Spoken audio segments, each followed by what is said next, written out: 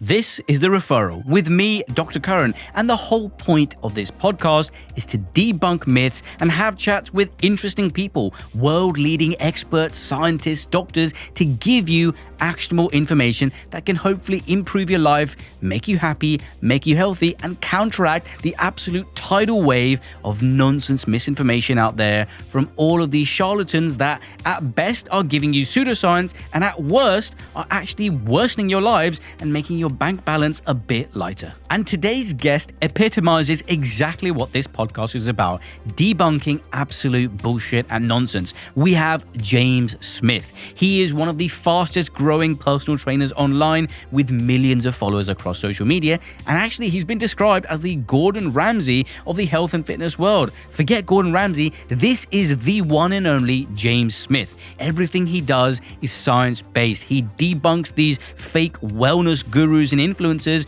who tell you treacherous ways to lose fat and lose weight.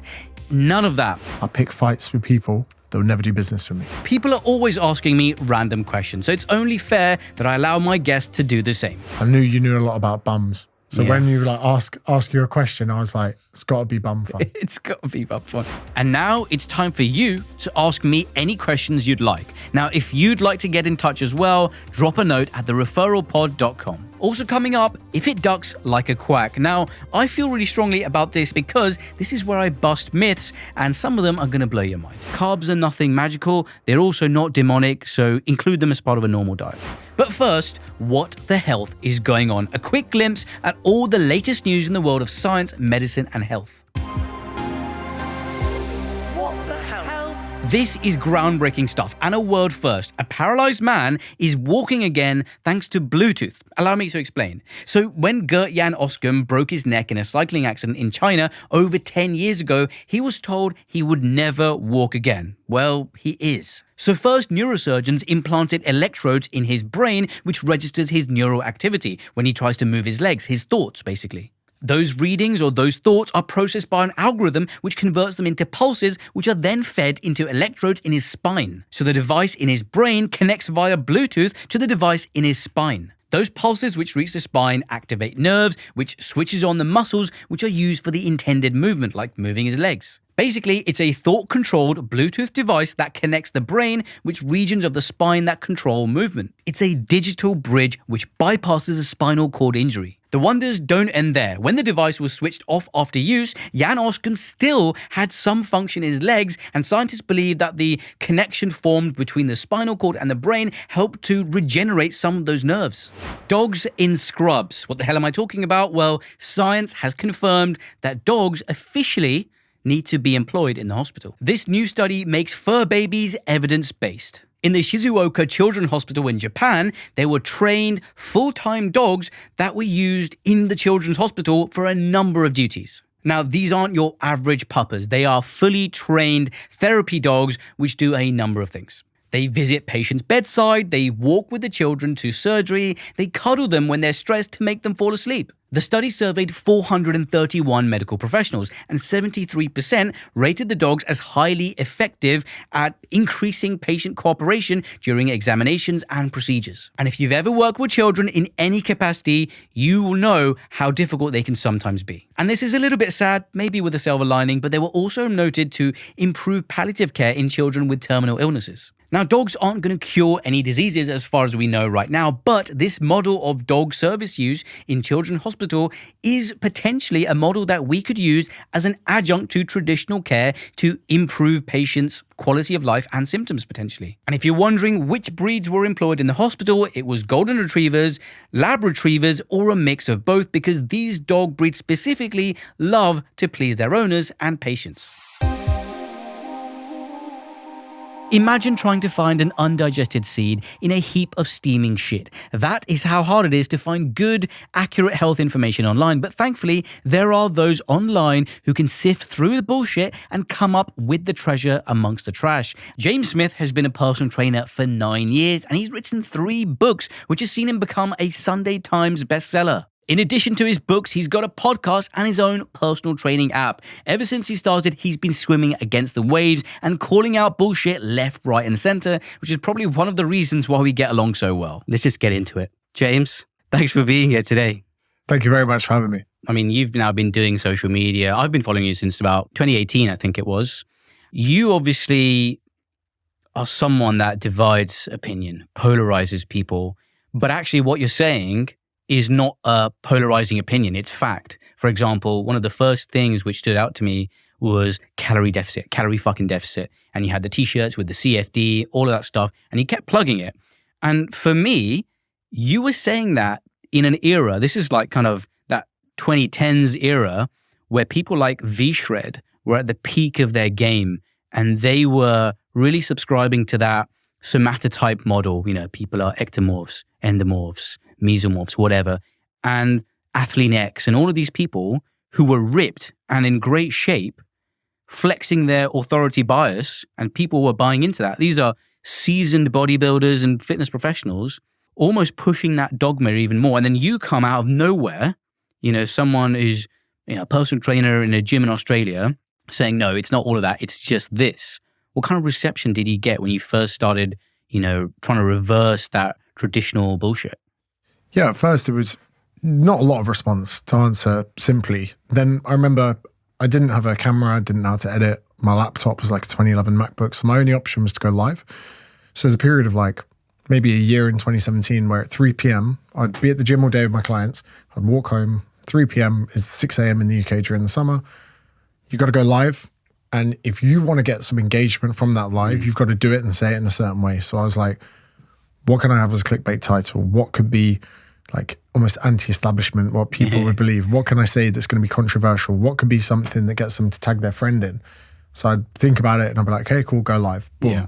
And it was like a piece to camera assault. It was a moan. It was informative. I was trying to be educational with it. And I was just trying to educate people because there were big periods in my life that I could have done with that information. I did insanity workout when I was younger. You heard of that? Yeah. Which was it? Sean T. Yes. So I was jumping around. P90X. Sweating, trying to get in shape. And like, it seems insane now, but no one told me. And everyone's like, well, you're a fucking idiot. Well, I obviously was. Yeah. No one was like, eat less food. Don't worry so much about the exercise.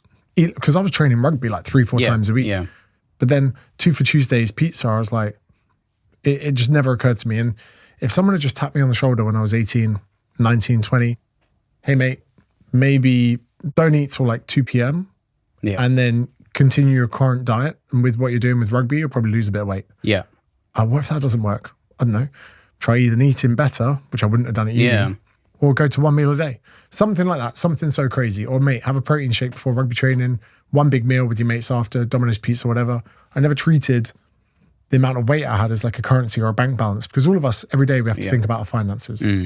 That's why rich kids have a distorted reality of the world. They don't actually have to manage their money. They never have to worry about it running out. We have like a polar opposite with composition. And yeah, for a long time, I never really thought of it like that. My knowledge and standpoint for so long was all about exercise, do more exercise, run more. I'd get up at 6 a.m. and go for a run before work. Miserable. Do you know how miserable that is? Like, you've just brushed your teeth, you're dehydrated, you're going out and trying to run 3 miles before going to the office. Like, when you can empower people with the knowledge, like, hey, there are so many different ways that we can elicit an energy balance deficit. Yeah. Then people become empowered, because when they actually understand it, they're like, what? So I don't have to run before work? Mate, go for a walk on your lunch break, reduce the amount of calories coming in here.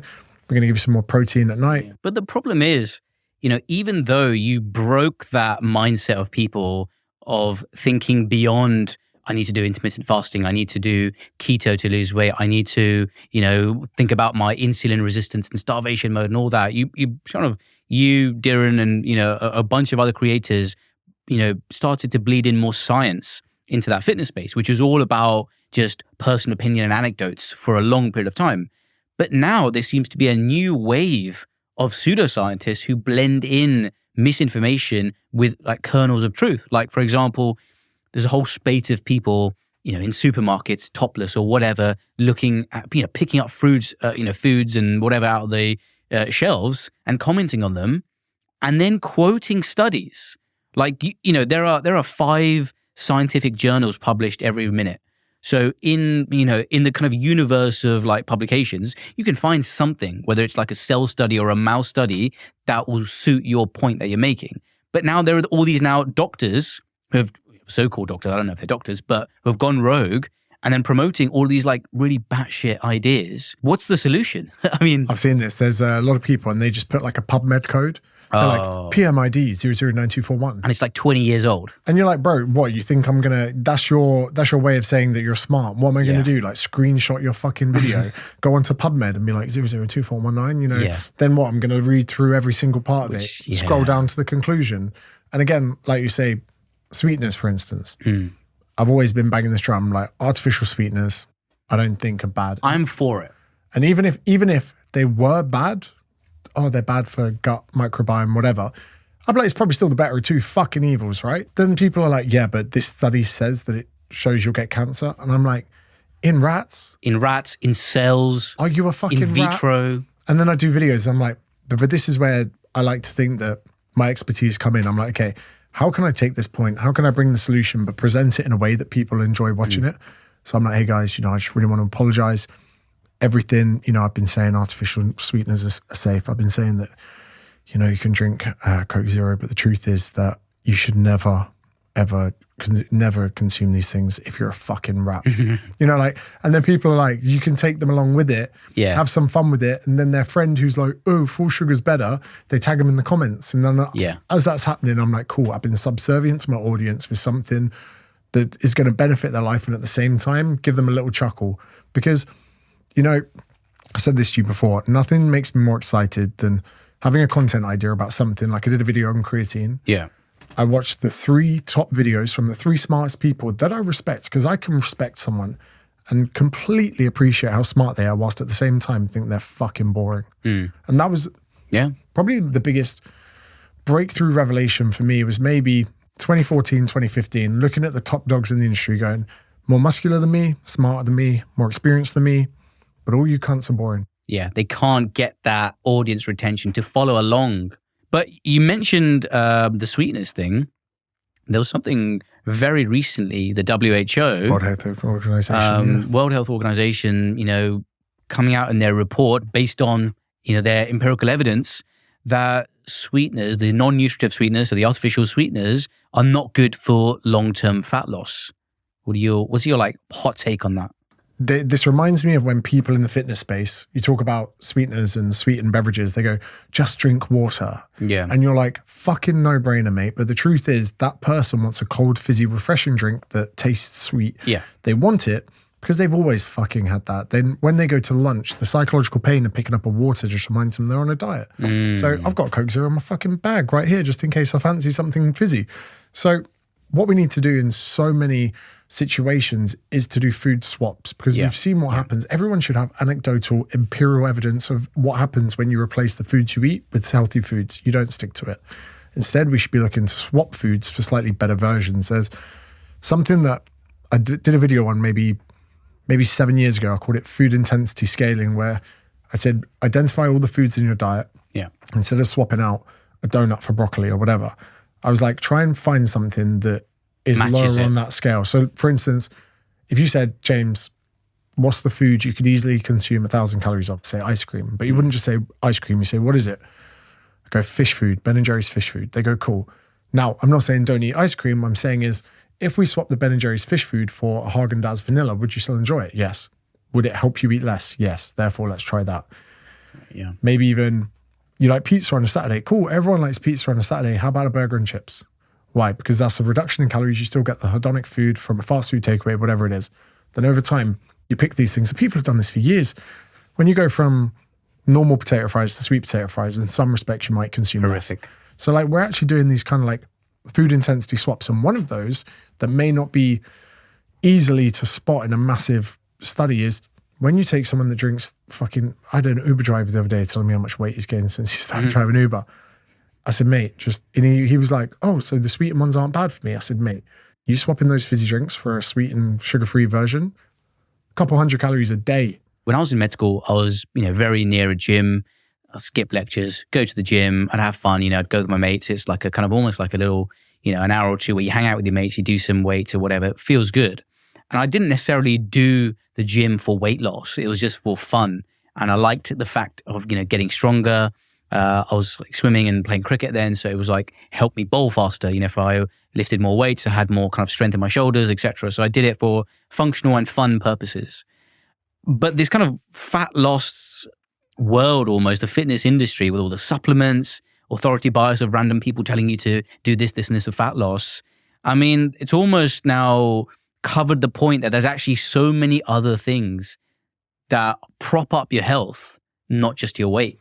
So one thing that I used to do when I went to the gym when I was younger, I used to work a 9 to 5. I used to work in Uxbridge and I lived in like Ascot. There's loads of traffic. I'd sit in like fucking 40 minutes of traffic a day.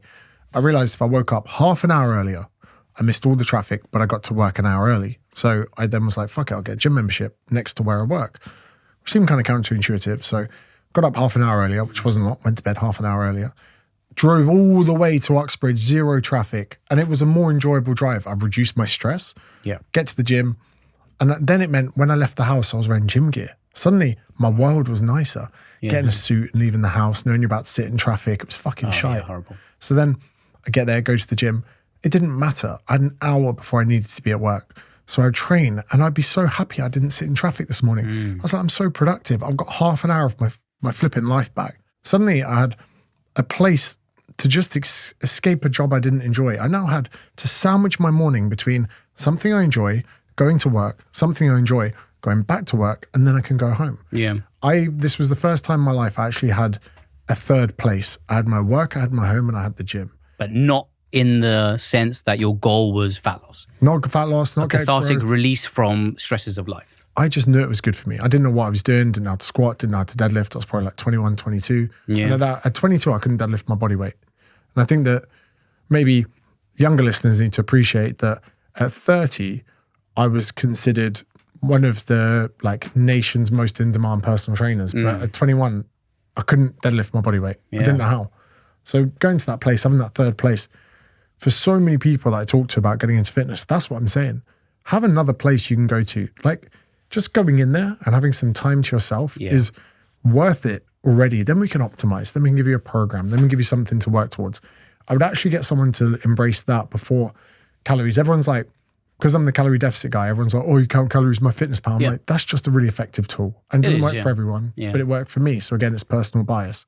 Calorie deficit is obviously like a very simple concept to say, but even like these sustainable changes, like if someone does want to lose weight, not that they need to, if they're a normal way to and they're training, but people are now trying to rush that process as being the primary thing they want to achieve. And that's why more and more people are using things like Ozempic off-label to lose weight. And I think you said you were about to use it at one point, but you... So, and again, so you've got semaglutide, you've got Ozempic, you've got Saxenda. So the semaglutide is the active ingredient in Ozempic at a higher dose than what they'd use for diabetics. So I remember straight away, I was talking about all 3 of these in a YouTube video and someone was like, they're different. One's one a day, one's one a week. And I'm like, guys, I'm just doing it. Yeah. The point I was saying is we've now got injectables that kill hunger. But this is the interesting thing about this. First of all, yes, I was going to do the video. I was going to get Shreddy Kruger. Then at the end, be like, guys, like gaunt as fuck. I tried the injections, whatever, but I checked out the side effects. Yeah. And I was like, fuck that. I'd rather do a video about something else. One of the key things that I actually quite like about these weight loss injections is for so long, everyone's saying their metabolism's broken. Yeah. James, starvation mode. Yeah, James, I've yo-yo dieted all the years. My metabolism's broken. Oh, I've got a slow metabolism. Oh, my thyroid wasn't good 5 years ago. All of this shit. I go, if I give you this injection, you will lose weight. Yeah. And guess what? This injection doesn't impact your metabolism. What it does is it stops you fucking eating. Yeah. 3 weeks later, they're like, I've lost a stone. I've lost 2 stone. And I'm like, yeah, that broken metabolism of yours just churned through calories and you lost weight. Why? Because you stopped putting things in your mouth. I mean, the thing is, I deal with bariatric patients. I've done, surgery on bariatric patients in the past. And, for me, like obesity it's quite a complex topic. Obviously, in the NHS anyway, the criteria for having bariatric surgery is you need to be above BMI 40 or above 35 with conditions like diabetes or other metabolic conditions, which, are not in the best control. So then they have, various bariatric surgery, Roux-en-Y bypass, gastric bypass, sleeve gastrectomies, you cut a bit of the stomach, all these sort of things. But actually, those are very difficult to reverse if you do like a surgical operation on someone. Roux-en-Y bypass, you're literally taking the small intestine and replumbing it. You are rewiring the plumbing inside, which is very difficult to reverse and has obviously, significant complications if things do go wrong. So actually having the injection for that subset of people who are very overweight, obese, with metabolic conditions, it's a game changer. But I'm now seeing, and I saw a patient maybe last year who was using the Ozempic off license for weight loss. This person was in pretty good health actually, but the reason for taking it was that they wanted a six-pack before their wedding, and they came in with pancreatitis, an inflammation of their pancreas, because that's one of the risks of Ozempic. Not to mention, obviously, with the dramatic weight loss, if you're doing it in someone like yourself and you took Ozempic, yes, you'd lose weight, but would the body composition change be favorable for you? Like the amount of muscle you'd lose and the bone density loss, would that pay for the cost of fat that you'd lose? Is that it would worth increase my chance of injury. It would make me feel worse. It would give me it would only just increase the amount of problems. I thought for 30 days I could eat it. But like you say, I think it's great that we're not having to perform surgery on people. But the reason I'm kind of anti these jabs is because right now, the listeners, I reckon 90% of them don't need it and want it. 10% of them need it, can't get it. Yeah. So talking to the larger audience here. You and I have both come across lots of nonsense online. What would be the 3 worst things or trends, fads, statements that people have said online in your career online? Any single thing they say promotes health. Okay. I hate it because so many people think they just need to do that thing. That one thing can change your life. Let's say there are 10 pillars. Yeah. Sleep, sunlight, stress, relationships, nutrition, training, strength, whatever it is. I hate it when people go in on one. One, yeah. Because you need the, enough cement in all the pillars to hold up the roof. We need to sit back and say, tell me about your life. Because most of the time, people tell you the things that need to change. I had this where I came back from Bali. I'm in Australia. And I've had a bit of pain around by my kidney. So I'm like, I need to go to the doctor. So I go to the doctor. I get in there and I sit down and I go, I've got this pain by my kidney. I don't think it's my kidney. I think I pulled a muscle. And truth be told, I've been going out way too much. I haven't been sleeping enough. I've been partying a lot. And I probably just need to have a few weekends off the piss. But I'd like you to check this. This is my kidney. And he goes, if it was your kidney, you'd fucking know about it. He goes, you wouldn't be, you'd be like, if you had a kidney stone or something, you'd be. Oh yeah, you'd be on the floor in agony. He goes, I'll have a look, but he goes, you pulled a muscle. And as far as what you need to do, you've already told me as you walked in. Yeah. He was like, go do those things. And I was like, cheers, mate. And that was it. And for so many, rather than coming in someone and going, spirulina is the best fucking thing ever, or greens powder, or whatever it is. Hey, tell me about your life. Oh, I probably should go to bed earlier. I do skip the gym quite a lot, but to be honest, I prefer playing tennis. And, and you're like, cool, well, how about set yourself a bedtime? How about train once a week with a good program that incorporates everything? And how about booking 2 tennis matches a week with people that you like and have a revolving booking at that court that you go to? Oh, is that enough? Yeah. Well, yeah, do that for the next few months. And if you're still not losing fat, then we'll look at your calories. See, this is why I followed you on social media. And this is why you've done so well, because it's not polarizing opinion, it's just facts. And, you are prioritizing facts over feelings consistently. And that might ruffle a few feathers, that might, but those are the people that would never subscribe to the facts anyway. And this is the beautiful thing, that's right? That's the beauty. I pick fights with people that will never do business for me. And who never going to win as well, because it's evidence-based. Even though it might not sound evidence-based, it is evidence-based. And James, I think we're going to be having a lot more chats. So James, you've got a question for me today. I think it's going to be a rogue one, but I'm game. Let's go. Oh no. No. Just one I'm genuinely curious about. Yeah. When it comes to anal sex, what is a practitioner's advice? Do you tell people not to do it? Is it healthy? Is it something we've seen in history? Is it something from watching too much porn? Are there hygienic issues or complications when it comes to bum fun? Yeah, so there's lots of layers in that conversation. It's not something I've been routinely asked. Yeah. I think... Because I'm actually genuinely curious about this, right? Because in some circles, it's held in a connotation of being a bad thing. And some people, they're saying it's a good thing.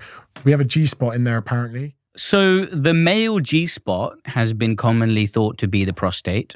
It's, involved in the release of prostatic fluid, which is then a component of semen.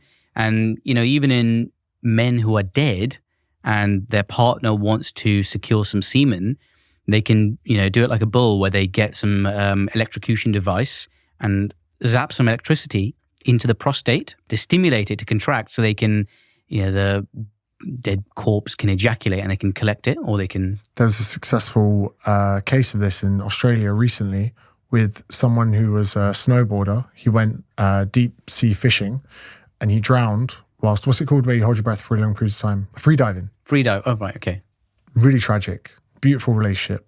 Wife. She's going through the grieving process of a partner who's only like 30, maybe 33. She didn't even consider it. But then one of her friends was like, I know this is really inappropriate, but you should ask his family for consent to extract semen from him. Yeah. They called 5 doctors in the Gold Coast region. Yeah. Everyone was like, we've heard of this, but none of us have ever done it and we don't think it's going to work. The percentage chance of it working were very small and she fell pregnant with his child. It's better now because you can extract it directly through needle aspiration from the vas deferens, which is the tube which, transports the sperm, or this, prostatic stimulation. Do you know what? Fuck the anal sex thing. This is a much better question because now we're raising awareness to the fact that you can, in the most horrendous situation. If it's a tragic situation, then this is a possibility. Although I would say that I've never heard about it done in the NHS, and I don't know, because also it'd be up to the doctors, it'd be up to the family of the deceased person. There's like a whole ethical can of worms, and there's so many consent issues and legal issues and ethical issues and moral issues that it would be very difficult to find a doctor. Like even those doctors in Australia saying, don't want to do it. That's also an ethical issue for the doctor. Like, you want to go in and extract semen from someone who's dead. What was his wishes? Did he not want his body to be tampered with, et cetera, et cetera? But with regards to the anal sex, that is a common source of trauma that I would see. I would see as a surgeon, people coming in with... And that's why I asked, because of inserting foreign objects up their bottom. But sometimes it can be, it's not only just, kink, it can be abuse, rape.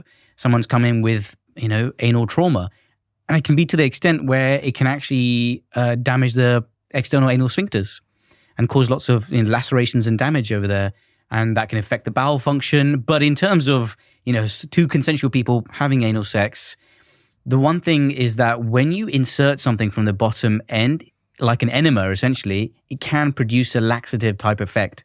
So, anecdotally, if someone were to ask me that, hypothetically, I would say, make sure you're fully cleaned out from the bottom end, and obviously taking it slow, because the actual anus, the kind of stretch potential of that is about 6 inches. Anything more than that, then it's irreversible damage. Wow. I knew you knew a lot about bums. So when you ask you a question, I was like, it's got to be bum fun. It's got to be bum fun.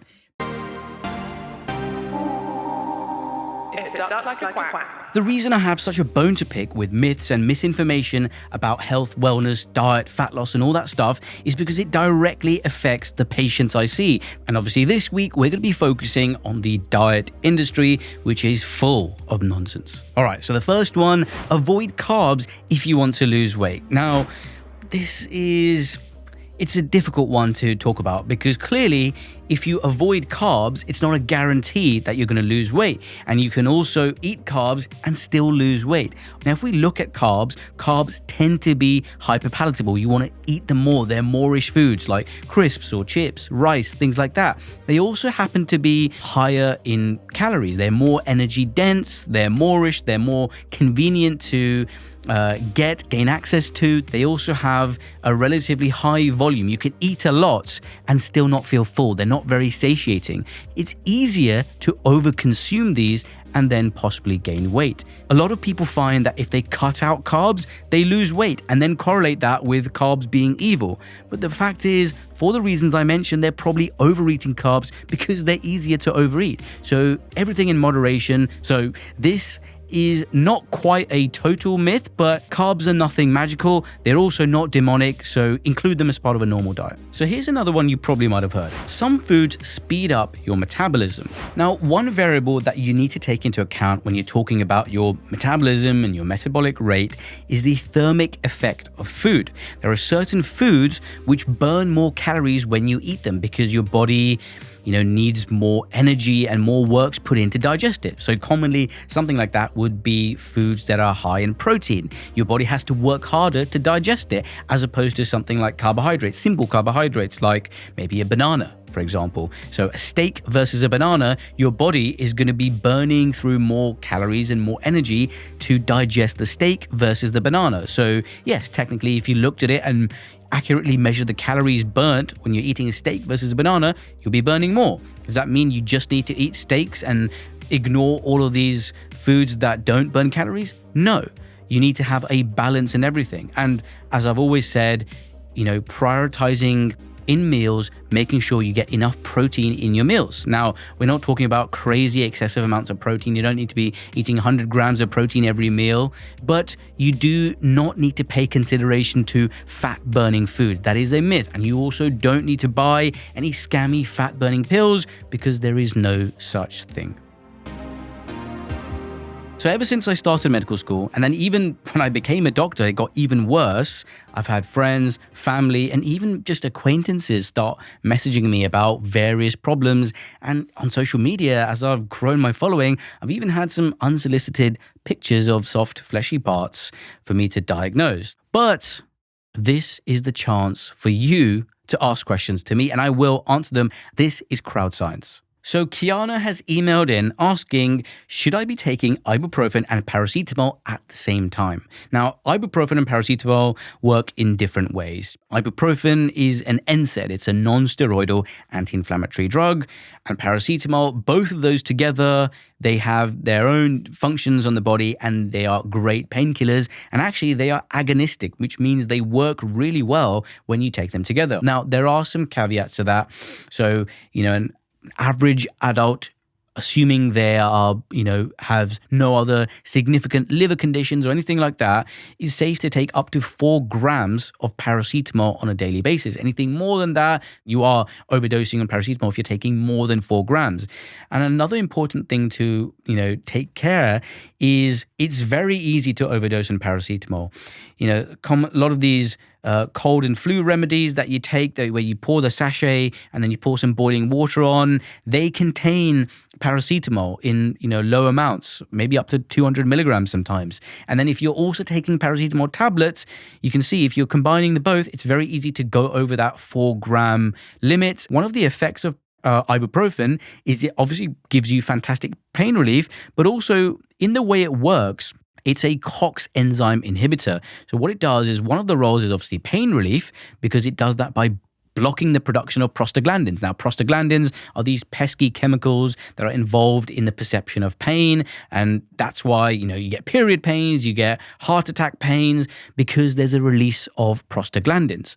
Now, by blocking the production of prostaglandins, there's another role for prostaglandins as well, and that is mucus production. And you need mucus to line your stomach cavity. So if you've got less prostaglandin, you've potentially got less mucus that's protecting your stomach lining, and you can get irritation of the stomach lining because that defense barrier has been weakened. So there have been reports of ibuprofen or these NSAIDs, non-steroidals, if they're taken continuously, especially on an empty stomach, it can cause ulcers and very rarely even erode into the stomach, causing a perforation, a hole in the stomach or the small intestine. So take it with a meal, and if you're taking it long term, so for an extended period of time, you probably need something to protect your stomach lining as well, like a proton pump inhibitor, something like omeprazole, something like that. Anyway, this is all for educational purposes. And if you need any medications prescribed or any changes to your medication, speak to your doctor. Thank you, Kiana. That was a very good question. And if you've got a burning question that you want me to answer,